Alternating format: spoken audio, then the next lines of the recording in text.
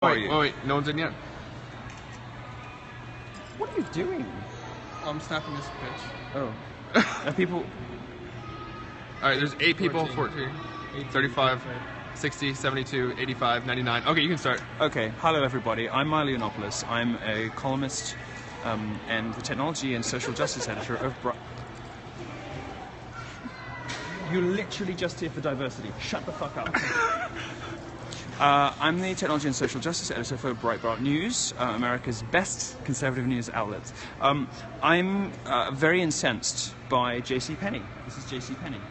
Because JCPenney is sending very unhelpful messages to young girls. And I'm going to read you, this is an exclusive thing, you won't get this anywhere else until Sunday. This is an exclusive preview of a column that will be published on Breitbart by me, which is fabulous, about fat shaming and body positivity. So here goes. You were here or you weren't, you know? This is why you should follow my feed assiduously at all times. No! JCPenney. Fat people absolutely should hate themselves. The clothing retailer JCPenney, in an irresponsible swipe at America's swelling market of obese shoppers, has produced an alarming video urging fat women, or prospective ghostbusters as I like to call them, to love themselves as they are, instead of looking after their health, eating right, and exercising. You can see the commercial logic, of course. America's obese population is growing, both numerically and horizontally, and JCPenney sells clothes. Someone has made the brilliant decision to market this once respected brand to women who wear fumigation tents as prom dresses, and who think of chocolate, you're being very distracting, but who think of chocolate as a food group. In fact, realizing how easy it is to sell fat, the Asian's distracting me. Realizing how easy it is to sell to fat women, I might announce a line of tea biscuits called Milo's Virtuous Snacks, with inspirational quotes on the boxes, such as, "Who's this? No, stop calling. Who's..." Oh. With inspirational quotes on the boxes, such as, "You're amazing, even though you ate the whole pizza," and "Don't worry that your left arm's numb, that's just your fierce shining through."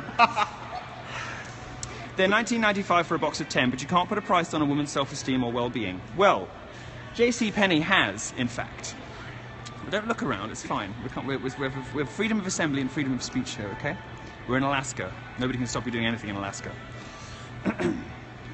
Well, JCPenney has, I suppose, but my point is I too can profit from your inevitable painful death via type 2 diabetes, alone in your married sister's attic, stinking of cat piss. Of course, I'm a fair bit cleverer than JCPenney. Fattening up these cows will just create inventory for my other business, safari parks featuring legal hunting of adults with a BMI over 40. I think it should be legal, don't you? I think so. Basically, when you get to a BMI of a certain level, you should be able to just have, like, tranquilizer darts. Yeah. It should be real, like mooses here. In the long run, this sort of business strategy doesn't work. JCPenney is joining the ranks of consumer products companies following a business model to help their customers feel good about themselves until they drop dead from obesity-related illnesses. The problem is, when they die, they stop buying your XXL clothing. By the way, everyone who's triggered by this column is eating. Stop typing that angry comment and look down. Is there food nearby you? Yes, there probably is. I mean, you might think this is mean, but I'm upset. JCPenney is sending their customers to the great buffet in the sky earlier than intended, merely to turn a profit in the short term and get a few retweets and approving mentions from the liberal media. It's sociopathic and disgusting. JCPenney has been on the decline for years. Chains like Walmart and Kohl's have been, pardon the expression, eating their lunch for much of the past decade. Penny has gone through wave after wave of store closures, but have yet to turn around the ship. Their stock is off 30% since March, when optimism ran higher. That they would turn to pandering to obesity is a sign of desperation. What JCPenney has failed to realize is that the gravy train is an analogy for successful business. It's not a literal train covered in gravy. Although now that I think of it, that might appeal to this new customer base more than the floaty floral frocks that they have in the back. The left has been at the forefront of campaigns against smoking and alcohol, so it's weird that they're now championing the self-destructive ideology known as fat acceptance. I mean, I like a good meal and a good drink. We're going to go for a wander around, JCPenney. Okay. I like a good meal, a good drink, and a pack of fags as much as the next man, but it would be appalling to make a self-congratulatory ideology out of it. Healthy at any size is a myth, like the female orgasm. This all comes from feminism, of course, which is busily producing women who are suitable for nothing other than being part of a voting bloc, whinging on Twitter, and being the third wheel in a tragic, empowering threesome with a man who would never ordinarily have sex with them. The facts about obesity can't be denied. Obese women are more susceptible to diabetes, polycystic ovary syndrome, which is also linked to excessive body and facial hair, cardiovascular disease, lower back pain, knee osteoarthritis, lower fertility, and fat asses. Not that the dour, doped-up lesbians of third-wave feminism care too much about fertility or have much of a choice in the matter, but it's worth bearing in mind. Fatness raises the risk of several major cancers, can interfere with contraceptives, and leads to a higher rate of depression. Obese people are more likely to have a stroke, more likely to have heart disease, and are more likely to die. That is what JCPenney is encouraging. More crucially, obese... Not him, he's lovely. That's Will Magna, look, based Will Magna. Ooh. Not fat in JCPenney. What a sight. Fatness raises... Oh no, we've done that. More crucially, obese people are more than 4,000% more likely to disgust me, which is an equally crucial component of this. I don't have a link for that statistic. The research paper is still in peer review stage. Of course, feminists claim that most women in favour of body positivity are just curvy, not overweight.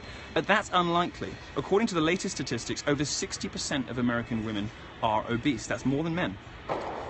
Girls are getting fatter at higher rates than boys. Some fat people argue that they're eating their feelings, but nobody has that many feelings. Secondly, if that was the majority of their diet, they could get into an airplane seat without accidentally suffocating the teenager next to them. Feminists will be happy to hear, however, that Burger King now has... What do they have now? They have Cheetos encrusted... with macaroni? I wrote it down. No, it's Cheetos covered fried mac and cheese. So it's Cheetos, mac and cheese, frying the whole thing. Sounds... Incidentally, I'm now officially more popular than Cheetos. Look at this, look. This is a Google Trends graph, which shows that I'm the blue line. I've just overtaken Cheetos in popularity. More popular, this guy right here. I am officially more popular than Cheetos. That is crazy. Isn't that fun? The body positivity push is part of a strategy to target millennials. JCPenney is also trying to push appliances toward first-time house buyers. But here's a little consulting advice for JCPenney, free of charge. Obese septum-pierced graduates of women's studies programs are not flushed with cash and will not be buying a home anytime soon. Millennials in general will not be buying appliances if Hillary is elected because appliance purchases involve credit, and credit involves income. But JCPenney, if it's so insistent on attracting millennial customers, should probably just sell vape juice and have tattoo parlors on site. I hear that they're planning to replace the changing rooms with tanks from SeaWorld, if their latest marketing push is anything to go by. The new spring-summer line is going to involve nose bags. You know what they are, right? What? Nose bags. What is a nose bag? It's a thing that you strap onto a horse's face so it can just eat without moving. Like, it doesn't have to do anything, it just goes to get more food in its mouth. As seen in the Jezebel office. Alright, I'm actually going to leave the rest of it now because you're going to have to read the column on Sunday. But it's very good and lots more one-liners and you'll enjoy it very much. The answer, though, in all seriousness, is not to turn retailers into citadels of blubber, but instead to encourage responsible behaviour. We are all too ready to condemn addictive behaviours when it's drinking or smoking in the United States. The political correctness and finger-wagging in this country is remarkable, but we seem to be much keener on encouraging addictive and destructive, damaging behaviours that leave people miserable, sick, and ultimately dead. JCPenney should stop it.